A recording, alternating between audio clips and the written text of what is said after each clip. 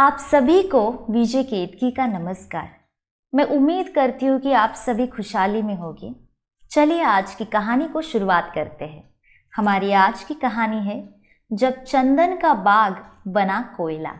एक राजा जो बहुत परोपकारी थे, उनके पास बहुत ही सुंदर और विशाल चंदन का बाग था, जिससे हर वर्ष उनको सहस्त्रों रुपयों का चंदन अन्य देशावरों को जाता, जिससे तेल और इतर तैयार किए जाते।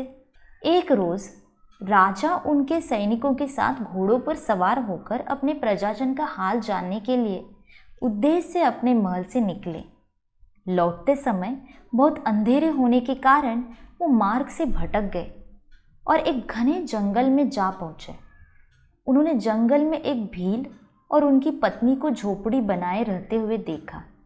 राजा को अपने समीप देखकर भील ने बड़े ही स्नेहपूर्वक उनका आदर सत्कार किया और सभी सैनिकों को और राजा के लिए जल आसन, फल, कंदमूल का प्रबंध किया।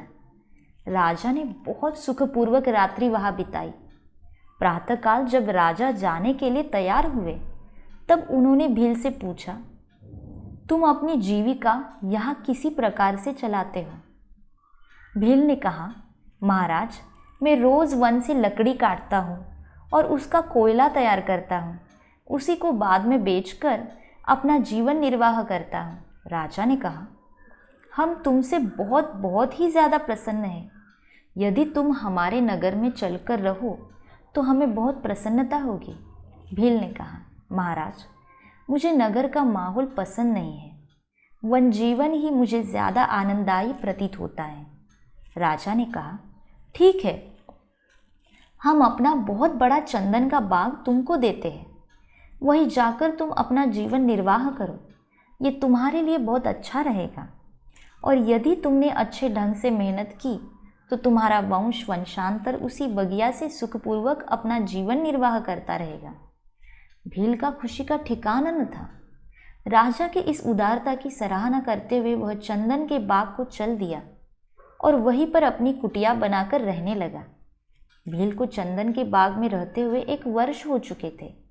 राजा ने सोचा, क्यों न आज चंदन के बाग की सैर कराऊं और अपने कृपा पात्र भील को वहां देखूं।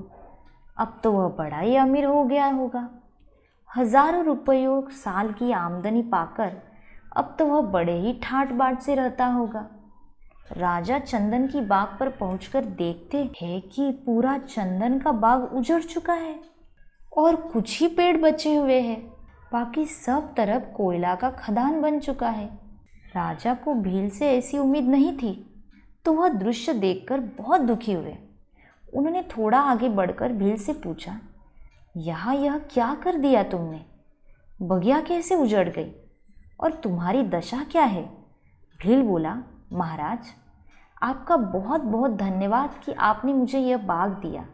पहले मुझको वन में जाकर लकड़ी काटने पड़ते और कोयले बनाकर कोसों चलकर आता था, लेकिन अब यहाँ पास ही लकड़ी काट लेता हूँ और कोयला बनाकर नगर में बेच आता हूँ। परंतु अब 2 पेड़ की शेष बचे हैं। कृपया कोई दूसरी वाटिका हमें बताइए जिससे वहाँ जाकर मैं डेरा लगा सकूँ। इतना सुनते ही राजा क्रोध से कांपने लगा और भील की मूर्खता पर बहुत ही ज़्यादा दुखी हुआ।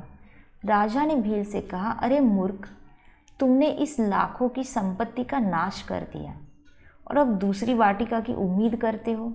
तू जा और उसी जंगल में अपना जीवन यापन कर। भील बोला, क्यों, क्या हुआ महाराज? मैंने क्या अपराध किया? लकड़ियों को कोयले के सिवाय और किस कार्य में लाया जा सकता है? राजा ने कहा, अच्छा, जाओ, इस बचे हुए वृक्ष में से एक छोटी सी लकड़ी काट लो और इसे बाजार में पसारी के यहाँ बेच आओ। भील बाजार में पहुँचा और पसारी को एक छोटी सी लकड़ी का टुकड़ा दिया। पसारी ने लकड़ी के उचित दाम दिए। अब भील अपने पिछले किए हुए काम पर बहुत ज़्यादा पछताने लगा। आज जरा सी लकड़ी ने उसे एक दिन की पूरी कमाई उसके हाथ में रख दी थी और उसका समय भी बचा था। भील रोनी सूरत लिए राजा के पास गया और उनके चरणों में गिरकर कहने लगा, महाराज, कृपया मुझे क्षमा करें। मैंने स्वयं का नाश कर डाला। अब क्या करूं? कृपया मेरा मार्गदर्शन कीजिए। राजा को उसके विलाप पर दया आ गई और उसने कहा, ठीक है, तुमने जो मूर्खता की है उसे अब सुधार लो। बचे हुए वृक्षों से और वृक्ष बढ़ाओ। खर्च के लिए थोड़ा सा काट लिया करो और इसके ज़्यादा पेड़ लगाते रहो। थोड़े ही दिनों में फिर चंदन की बगिया तैयार हो जाएगी। हमें अपने जीवन का महत्व ही नहीं पता है।